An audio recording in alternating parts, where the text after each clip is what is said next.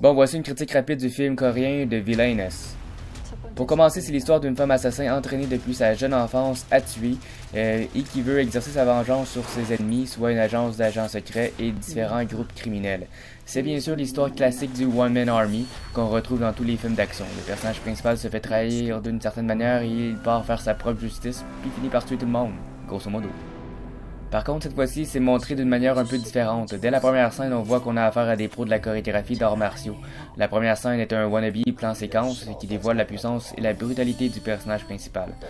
Encore là, on n'est même pas sûr à qui on a affaire, mais on découvre que c'est le personnage principal. En commençant par une vue subjective à la première personne puis qui switch vers une vue régulière, cette scène-là est épique à tout point de vue. Aussi très sanglant, donc pas pour n'importe qui. Après cette belle intro, on découvre peu à peu le personnage via des flashbacks, un peu à la Kill Bill.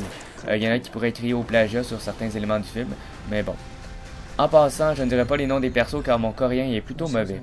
Pour continuer, la femme assassin voulait se suicider suite au carnage du début, mais une agence top secret décide de la recruter à la place. On lui dévoile qu'elle est enceinte et l'agence veut l'assister, elle et sa petite fille, pendant plusieurs années, à condition qu'elle travaille pour eux. Genre, fais des missions pour nous, puis on te laisse tranquille après.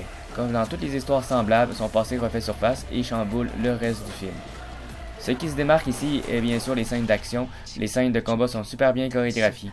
C'est brutal. Mais aussi la photographie, la couleur et les shots sont vraiment impressionnants. L'histoire est un peu cliché, mais elle est présentée un peu différemment, donc c'est quand même mieux que je pensais.